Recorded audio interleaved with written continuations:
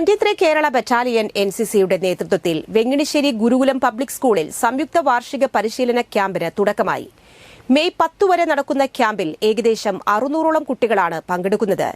Inter group sports shooting ക്യാമ്പിലേക്കുള്ള സെലക്ഷനും ഇതോടുകൂടെ നടക്കുന്നുണ്ട്. കൂടാതെ ABC certificate പരീക്ഷയ്ക്ക് സജ്ജമാക്കുന്നതിന് വേണ്ടി ഡ്രിൽ, മാപ്പ് റീഡിംഗ്, ഫയറിംഗ് മുതലായവയുടെ ദൈനംദിന പരിശീലനവും നടത്തുന്നുണ്ട്. കുട്ടികളുടെ ശാരീരികവും ഭൌതികവുമായ കഴിവുകളെ തിരിച്ചറിയുന്നതിന് വിവിധ തരത്തിലുള്ള മത്സര ഇനങ്ങളായ ടെന്റ് പിച്ചിംഗ്, ഗാർഡ് മൌണ്ടിംഗ്, വടംവലി എന്നിവയും പരിശീലനത്തിന്റെ ഭാഗമായി നടത്തുന്നു.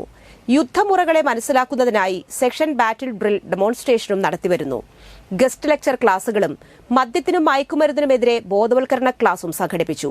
ലഫ്റ്റനന്റ് കേണൽ പ്രകാശ് ടിവിയുടെ നേതൃത്വത്തിൽ നടക്കുന്ന ക്യാമ്പിൽ deputy camp commandant lieutenant colonel Sunil Nair, adjutant captain Rajesh Madhavan, associate NCC ഓഫീസർമാരായ lieutenant doctor Franco Francis, lieutenant Shari Shankar, third officer Rinu CT, second officer Jindo Poly, 23 Kerala ബറ്റാലിയനിലെ ഗേൾസ് കേഡറ്റ് ഇൻസ്ട്രക്ടർ പ്രസന്ന, മറ്റു സേനാ അംഗങ്ങൾ, സ്റ്റാഫ് അംഗങ്ങളും പങ്കെടുക്കുന്നു.